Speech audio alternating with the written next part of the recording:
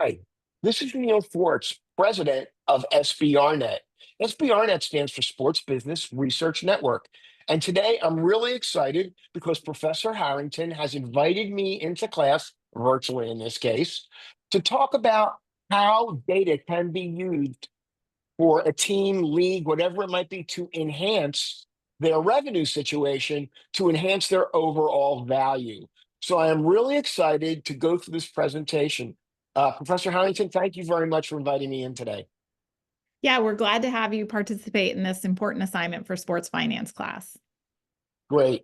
What we're going to do is we're going to go through a little bit of a PowerPoint presentation because number one, I want to talk to you a little bit about me, a little bit about SBRnet, but most important, I want to talk about process because I am a real process guy. I find that if I follow my process, I'm able to get to my objectives or my conclusions. And the good thing is, if I don't get to my conclusions or my objectives, I start the process all over again. But it's always focused on process. So, first, what I'm going to do is I'm going to share a PowerPoint presentation that is currently on my screen. At least I think it is. Yeah, it is. And I believe it's up on the screen right now. So as I said, my name is Neil Schwartz. I am president of SBRnet. And I'm going to go into my qualifications in a couple of minutes, but SBRnet is really a one-stop location for all things data focused on the business of sports. Not focused on not focused on performance, not focused on athletes. We're focused on the business side, selling tickets, selling sponsorships, increasing revenue in a variety of different ways. We're focused on, as you'll find out, sports fans, sports participation, and then also the sales of equipment, footwear, and apparel. So, what we're going to do today is that we're going to be doing a data driven strategy. I love the words data driven, by the way, for decision making to develop sponsorship revenue. Before I get going, I do want to say one thing. If I seem overly enthusiastic, if I seem like I've got a lot of energy, you know what? I do.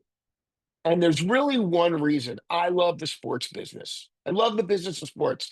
There's so much to talk about. There's so much to think about. There's so much that you can really get involved in. But the biggest reason why I love talking about sports comes down to three simple words. Sports are fun. If you can't have fun talking about sports, then my suggestion is go find something else to do. But if you do like sports and you're interested in how you can, forge a career, find out where you fit in terms of all the different things that are available in sports, then I suggest you keep going and keep paying attention. So again, we're going to talk about SBRnet. We're going to talk about what's on sports market analytics. We're going to talk a little bit about. We're going to talk a little bit about the process that we're going to go through. We're going to talk about our objectives, and then we're going to talk specifically about putting data into use. Now, everything you see here is going to be made available via a video, but I'm also going to send Professor Harrington the PowerPoint, as well as a couple of the templates that you're going to see here today. So about me, I can't not get into this. I'm the owner of SBRnet. I've owned it for approximately 5 years, but I have 25 years of market research experience focused all on the business of sports, whether it's working with brands, retailers, teams, leagues, product designers, fabric manufacturers, component manufacturers, you name it. I have been involved in it when it comes to the business of sports. I've also been involved in a number of large financial transactions where I've helped them assimilate and use data in order to help justify whether it's an IPO, whether it's a buyout of another company, whether it's a company looking to go into another category. So I am someone that has been involved in the sports business for over 25 years. And every time I say that, I think to myself, man, I'm getting old. But you know what? I'd like to believe those 25 years have given me 25 years of experience that I'm hoping to be able to impart a little bit today. Now, We're going to talk about SBRnet, data focused in three specific areas. I'm not going to get too detailed here, but first and foremost, we are focused on sports fans.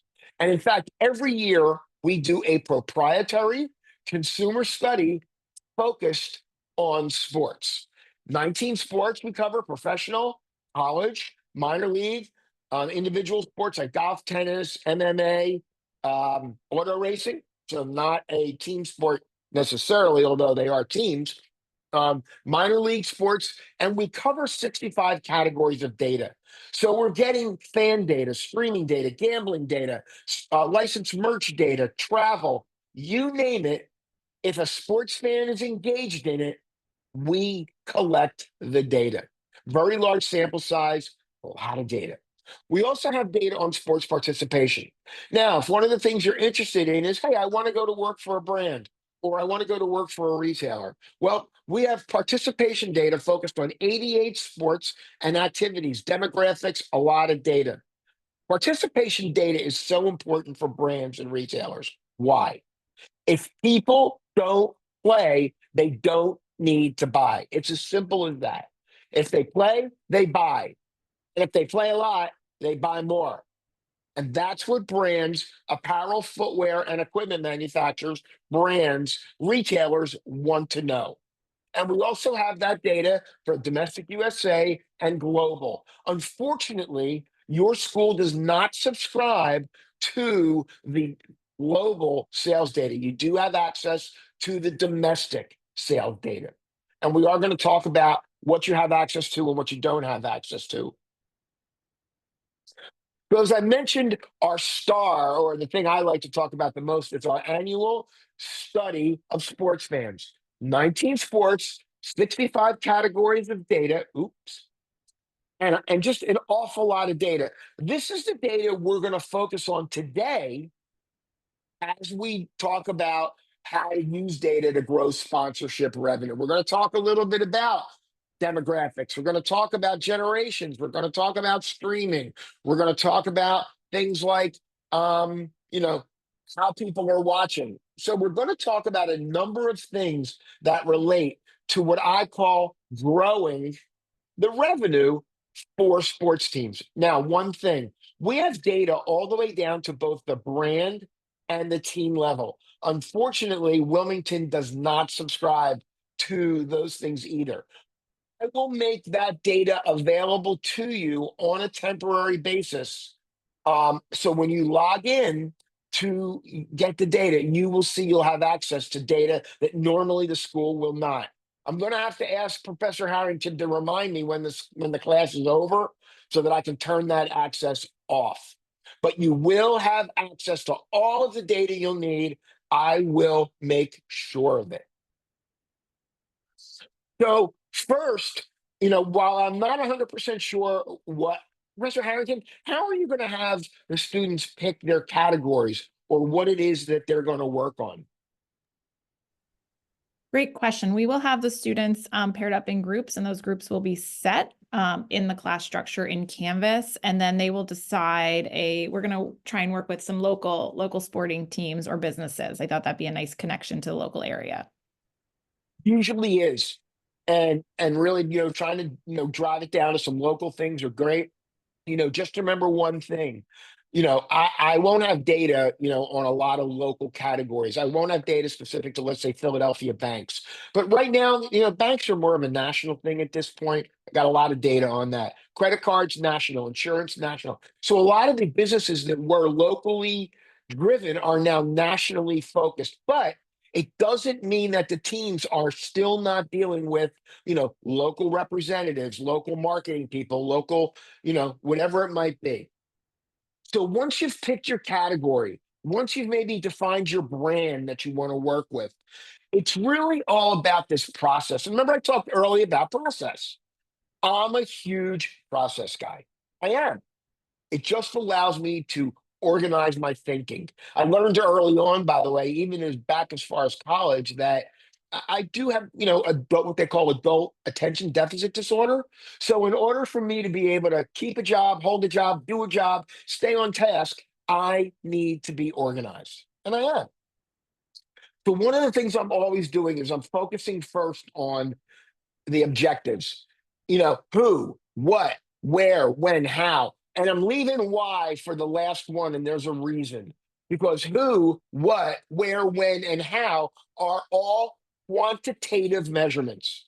Now, I hope you understand, and I'm sure Professor Harrington has taught you a little bit about the difference, or you've learned, over the course of other courses or even, within a job, quantitative is all about the numbers, all about numbers. But qualitative is all about that kind of warm and fuzzy feelings kind of thing. It's about motivations, about what goes into a consumer making a specific decision.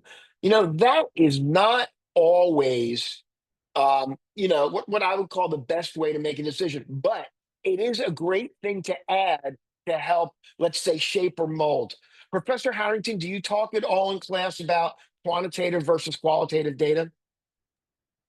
We'll get into a little bit of that in one of the lessons, and I think it's also brought up in some of the previous courses the students would have to take as prerequisites to this sports finance class.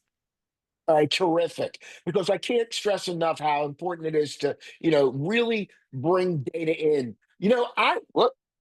It's actually called, I like to do, this is another little diagram that I've drawn because this is, again, something that I've used. I think I've used this diagram for like 20 years. When I'm given a task, when I'm given an assignment, when I'm given a project, I always think about filling the funnel with as much data, information as I can. I go on Google. I look up my topic. I go on my site, SBRnet, and we're going to talk about that in a few minutes.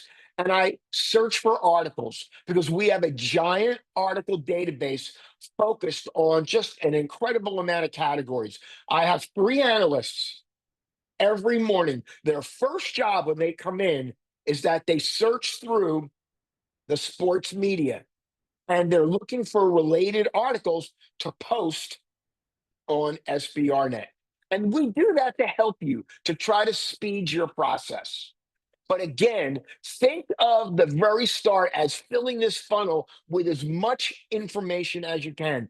Don't be hesitant to put something in there that you think might be useless in the beginning, might turn out to be valuable in the end.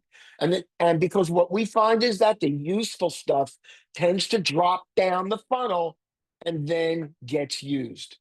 And where does it get used? I, again, talk about process. I love to use a storyboard. Now, if you've ever written a script, if you've ever seen a commercial, if you've ever watched a movie or any of the docuseries on anything, every one of those shows uses a storyboard because a storyboard helps to tell the story.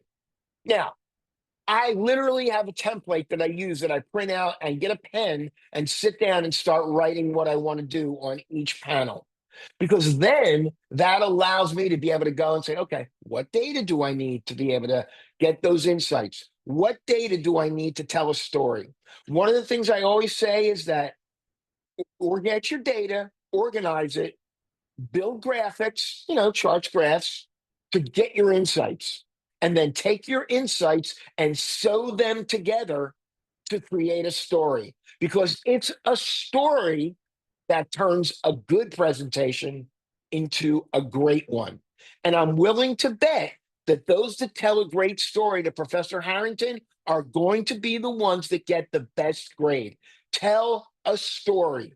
Don't focus on irrelevant topics. Tell a story. I guess I've said that a few times now. So I want to show you quickly how I tell a story with data, and then we're going to go to SBRnet. So I did And a sample here with. Quickly, I just Yeah, wanted to add in about organizing thoughts and ideas. There also sure. is a component of using a Gantt chart to organize your ideas that you can use in conjunction with the storyboard to really organize the ideas, but also create a story from them. Gantt chart is good. Plus and minuses, what's important, what's not. Thanks, Professor Harrington. That was a really good addition. And you know what? I might be adding a Gantt chart to this presentation. So thanks for the input. So just to show you how I get started. So I did a presentation recently focused on how a new football league actually can grow their brand or can increase their sponsorship revenue. And so what I did was I wanted to start, with my funnel. And what I did was I threw my NFL fans into the top of the funnel. And what did I know? Well, NFL fans, there's 174 million, by the way, the way the largest sport here in the United States. And it's growing at 13.3% a year, accelerating from 2021 to 2022. And as I said, accelerating in them. But what I'm trying to do here is establish benchmarks. College football fans, growth looks very much like the same. Again, I'm throwing this into the funnel to help establish benchmarks. I created these graphs, by the way. It literally took me 5 minutes using SBRnet. I will show you how I did it. So I then went a little further and I said, okay, I want to look at growth in fans. I then want to look at it by gender. But again, the idea is I'm throwing as much data in the top of the funnel as possible. What's interesting, though, just from a kind of a interesting standpoint, is that while football has traditionally been kind of the home of male sports fans, we're seeing more and more women's sports fans jump on the bandwagon. Hey, Professor Harrington, since I can't talk to the students, why do you think women are more engaged in professional football than they've been in the past? That's a great question. And I think a lot of this has to do with how sports are becoming more entertainment than just sports delivery, that you're not just watching an actual football game, you're watching the commercials, the halftime shows, the commentators, the guest commentators, to make it more entertainment as opposed to just sport. You know what they're also watching, Professor Harrington? They're also watching Taylor Swift. And guess who is the bulk of Taylor Swift's Swiftie fans? Women. Yeah. So while women have kind of cruised along 53 million, 63 million, 64 million, look what happened in, look what happened in 2023. By the way, that says 2013. I just realized it's a typo. Should be 2023. It jumped up by the largest percentage. Again, I'm filling the funnel with as much information as possible. By the way, that female situation will drop through the funnel because it will become something that you'll want to talk about with brands. I looked at attendance because, again, I want to throw as much in the top of the funnel. I'm not going to quote the data, but the idea is get as much data in the top of the funnel as you can. Because what will happen again is it will start to drop through the funnel and you will be able to build your storyboard and then build data, graphs and charts, story, and then get an A on this project from Dr. Harrington, or excuse me, Professor Harrington. We have streaming. Look at the streaming numbers. I love talking about that.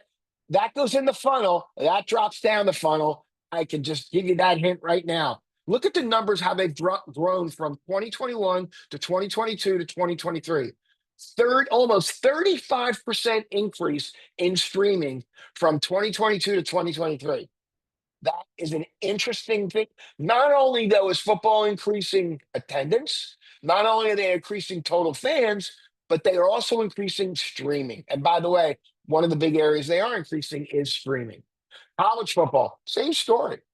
Again, you're throwing data into the top of the funnel. We looked at cable TV, traditional viewing, still big. I mean, it's 127 million people, but it's only growing at about 7.3%. Okay, a lot of tonnage, a lot of people, but not a lot of growth.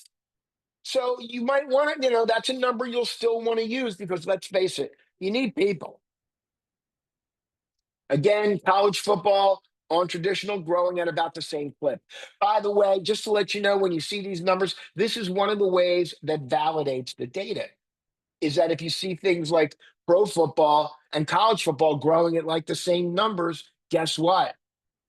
You're getting validation.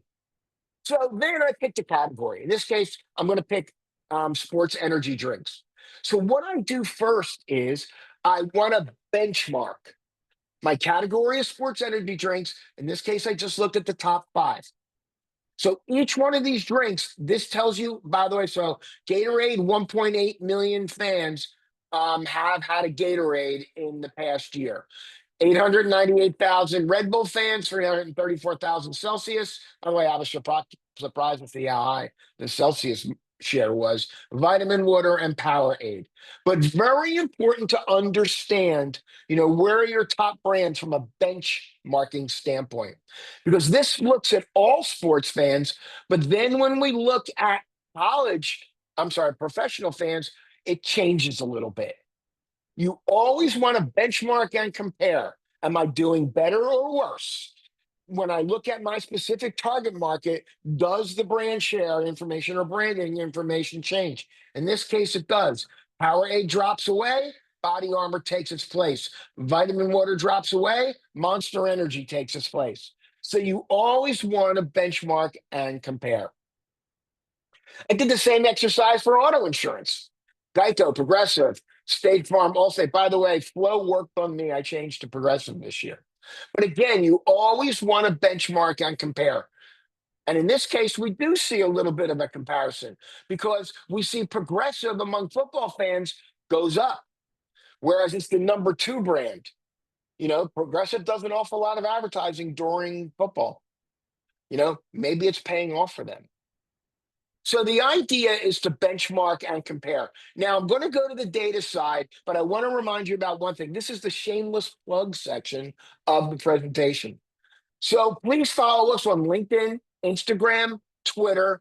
I'd love to hear from you if you want to send me a message. I love hearing from students, about the data or things that they have encountered. So now what I'd like to do is I'd like to share SBRnet. Professor Harrington, are we seeing the SBRnet screen?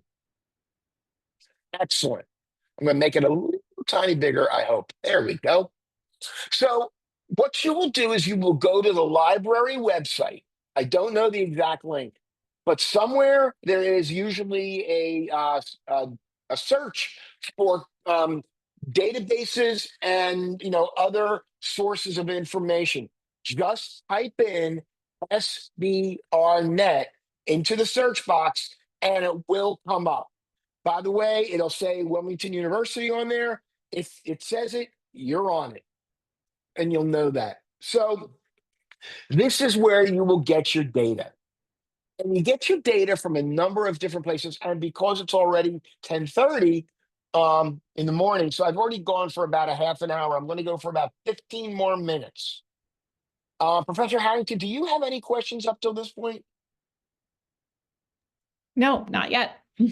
Great. So again, this is our data, and this is really where you start. So remember I talked about the wide look, starting the top of that funnel. The top of the funnel always starts in the upper right-hand corner.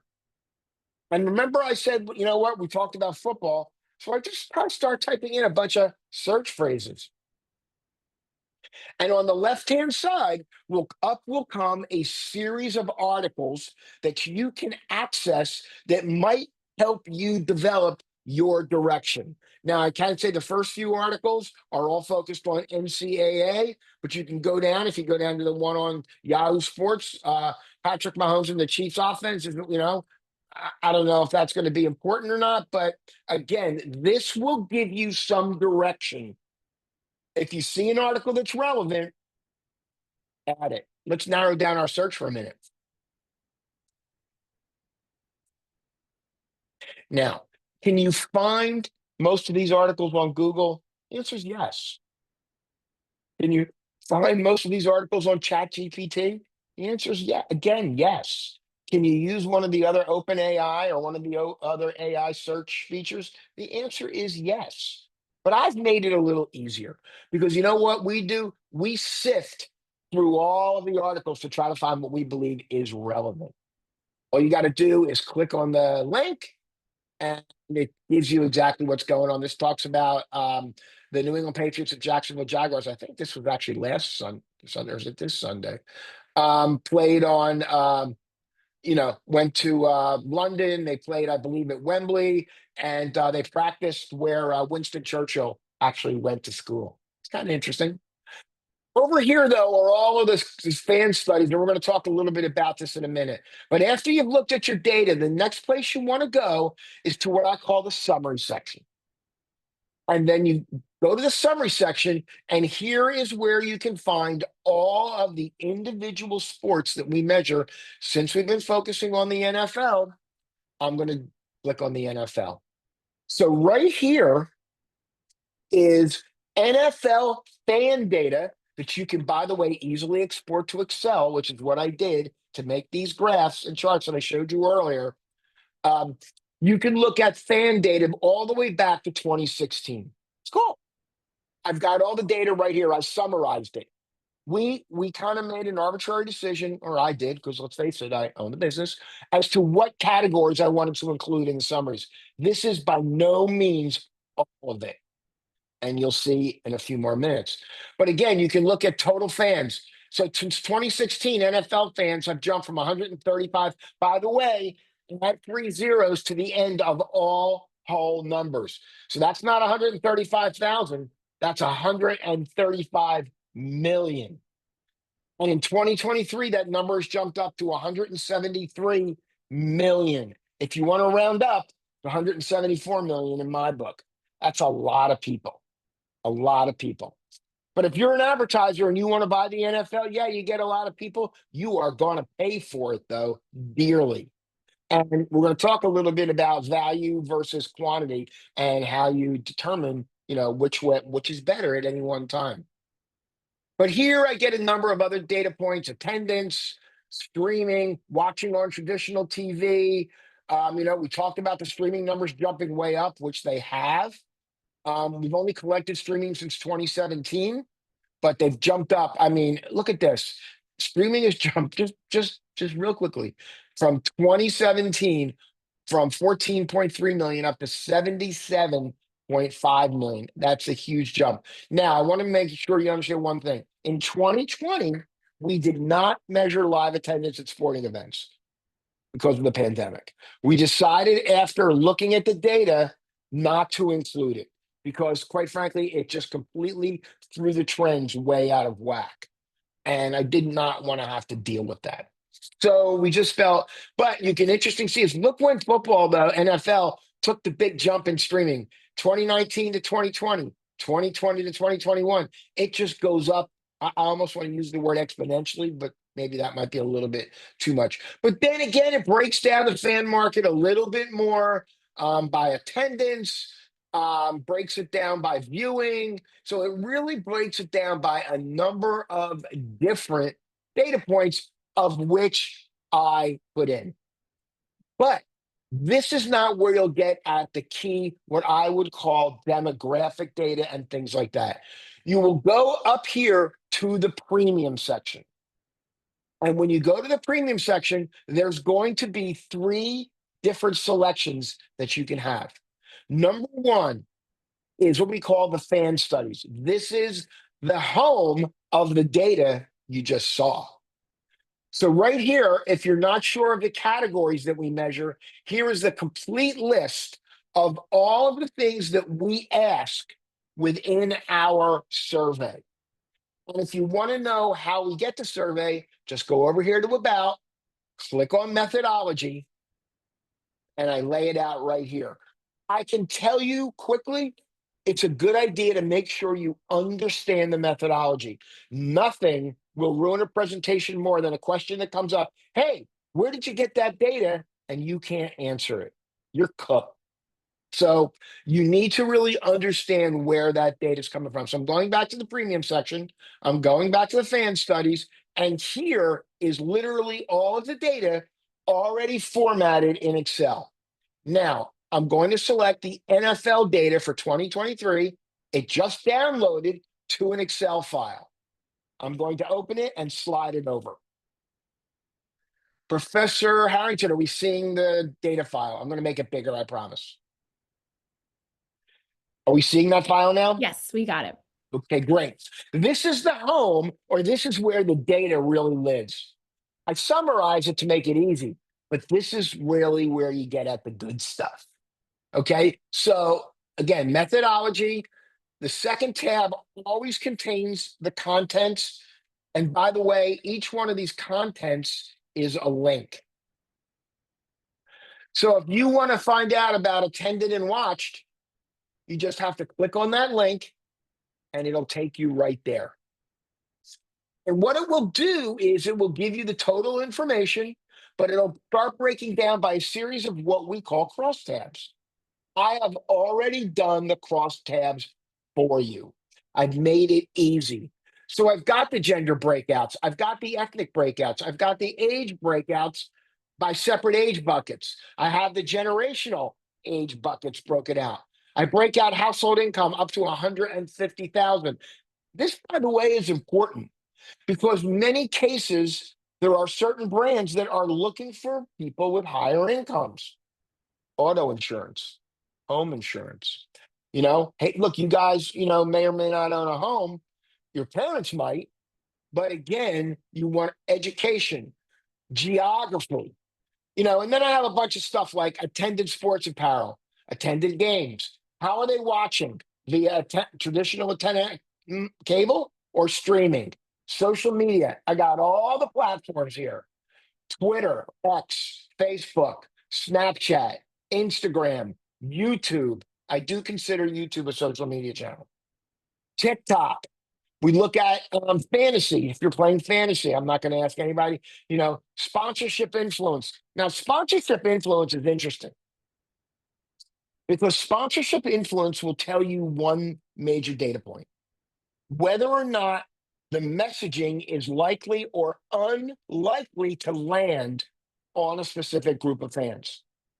So if the large percent is, let's say, extremely or very, you're likely to land the message. If you're able to combine in moderately or slightly, you're also able to land the message. So being able to land your messaging is very important when it comes to looking at the value or the nature of sports fans. So now I'm going to take you back again to the premium section. And if you go down, here is where you can start looking at it on a team by team basis. I love this data. People love working with this. So here's where you can get at the 2023 NFL favorite team data. It looks like it's finished. I'm going to bring it over here. Now, again, this data is available for all of the team sports that we measure. Methodology is the same. Table of contents, the same. But now, all of that data is here. But now we can go down and add the 9 separate categories that are focused on consumer brands. So here's where you can determine, do the Eagles tend to fare better? Let's look at it. So here's, remember, we get it team by team. I'm going to go to the Philadelphia Eagles. I'm going to make it so you can definitely see it. And let's go to the Eagles. Let's do this. So let's do our benchmark. So we know, hang on. So we already know that 35.4% of all NFL fans prefer Gatorade. Let's look and see how the Eagles fare. Well, it looks to me like the Eagles have a much higher market share than the average football fan. So if you're looking to, sell, get, advertising from Gatorade, you've got a really good shot of getting, Gatorade because look, they're going to reach a lot of their fans. Now they might say, you know what? We got a lot of fans. We don't necessarily need more. So again, they can look at those teams that have market share. Actually, I looked at the wrong thing. My bad. So the market share is actually 40%. And I believe I said the league was 37%, 35%. So again, the Eagles are doing better, but could they be doing even better? I will tell you that this tells me one thing, that if I was Gatorade, I would probably want to buy the Philadelphia Eagles. Actually, I'm looking at the Steelers. I might want to buy the Eagles. Why? Because they're approximately on the benchmark, not over the benchmark. You might not want to buy the teams that are over the benchmark, like the Steelers, like the Jets, like the Patriots. So, you might want, but this gives you what I would call direction when it comes to the team and the brand. And this is where you will get your individual brand data for teams. So if you're working with a team, here's where that data will come to you in the premium section. Now, last area. In the premium section is also something we call the fan versus, not something you'll need, but is fans and brands has those separate studies that we just saw, but just at the league level. So if you're talking, let's say, to golf or tennis or something that does not have a team focus, you don't need to necessarily grab the team data. You grab the total sports data. I'm pulling it over here. This is the league. And again, on the bottom are the individual categories. So again, you have the ability to look at data at the team level, at the league level, and at the fan level. So you can really drill down and understand what types of data that you need. I have 3 minutes. I want to show you a couple of other things. We have something here at the top called the Resource Center. I love this. Number one, we give you a list of podcasts. If you're not listening to at least one sports business podcast and you want to go into sports, shame on you. You really should be listening. By the way, the one at the top is mine. It's called My First Job in Sports. What's better to learn about sports than to listen to how other people have gotten into the business? So this is my podcast. But we've got a list of here, top people to follow on social media. Again, we update this list quarterly. So I really want you to be able to go ahead, a few people to follow. If you're not following out Alex Silverman, and by the way, he's now at Sportico, I believe, shame on you, because he is somebody that can really help you better understand, what's going on in the business. So again, there's a lot on SBRnet. Don't be afraid to click around, see what's there. You cannot break it. No one has done it to date. I don't think you will do it. Once again, I want to thank Professor Harrington for inviting me into class today. I might want to come back and do maybe a little check-in, maybe halfway through the class to see what's going on. But again, I want to thank her for the opportunity to speak to you today. No, thank you so much for coming on. And this presentation, along with some other reference material, we posted in Canvas, along with specifics on the assignment, which teams we will choose for our group projects, and then really getting into, as Neil stated, the who, what, where, when, and why of revenue generation for these teams. And that'll be explained in Canvas for the project assignments with deadlines and benchmarks along the way.